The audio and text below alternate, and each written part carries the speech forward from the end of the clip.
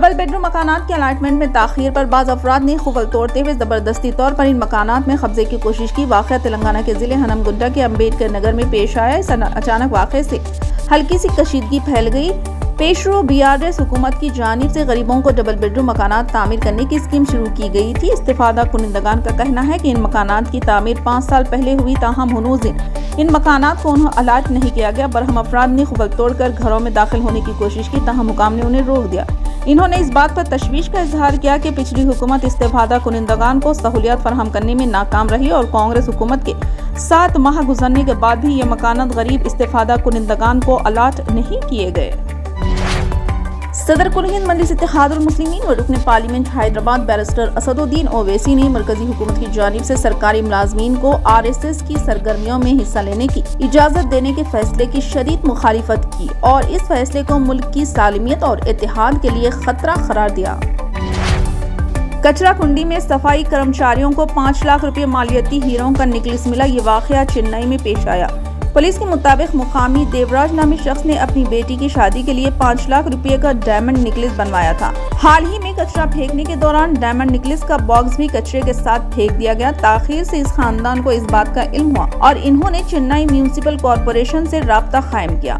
Corporation के अहदेदारों ने फौरी तौर पर हरकत में आते हुए बास सफाई कर्मचारियों को डंपिंग यार्ड रवाना किया और वहां तलाशी ली गई, जिस पर कचरे में डायमंड नेकलेस बरामद हुआ। चेन्नई कॉरपोरेशन के अहदेदारों ने इसे मालिक के हवाले कर दिया, जिस पर वो काफी खुश हो गया। इस शख्स ने कॉरपोरेशन के अहदेदारों और कचरे में नेकलेस ढूंढने पर सफाई कर्मचारियों से इजहार तशक्कुर किया। सोशल मीडिया प्लेटफॉर्म इंस्टाग्राम पर मजहबी इश्तियाल अंगेज पोस्ट करने के इल्जाम में अफजलगढ़ पुलिस ने एक नौजवान को गिरफ्तार कर लिया। बिजनौर के अफजलगढ़ थाने इलाके के रहने वाले फहीम अहमद ने पुलिस को शिकायत करते हुए बताया कि अफजलगढ़ नगर के आदर्श नगर कॉलोनी का रहने वाला वंश शुक्ला मोबाइल फोन से इंस्टाग्राम पर मुस्लिम समाज के खिलाफ इश्तियाल अंगेज पोस्ट किया। इसकी वजह से मुस्लिम समाज में गम व गुस्सा पाया जाता है। फहीम ने मुल्जिमान के खिलाफ कार्रवाई का मुतालबा किया। नौजवान की शिकायत पर पुलिस ने रिपोर्ट दर्ज करके मुल्जिम वंश शुक्ला को गिरफ्तार करके मजीद कार्रवाई शुरू कर दी।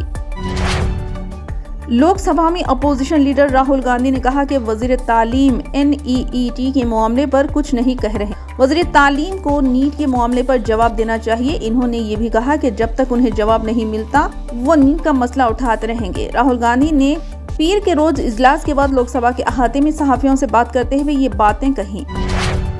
सुप्रीम कोर्ट ने पीर को कानून यात्रा के रास्तों पर दुकानदारों को अपने नाम और मुलाजमीन के नाम जाहिर करने के हुक्म पर रोक लगाते हुए मुतालिका रियासतों को नोटिस जारी किया। ये हुक्म जारी करते हुए जस्टिस ऋषिकेश राय और जस्टिस SVN भट्टी की बेंच ने कहा कि वो इस मामले की अगली समाअत जुमा को करेगी। अदालत उज़्मा ने उत्तर प्रदेश, उत्तराखंड और मध्य प्रदेश की हुकूमतों को नोटिस जारी करते हुए अपना मौक़ूफ़ पेश करने की हिदायत दी। इस सिलसिले में NGOs के अलावा association for protection of civil rights APCR, all India Trinamool Congress MP Mahua Moitra, माहिर तालीम प्रोफेसर अपूर्व आनंद और दिगर ने अदालत उज़्मा में अर्जियां दायर की हैं।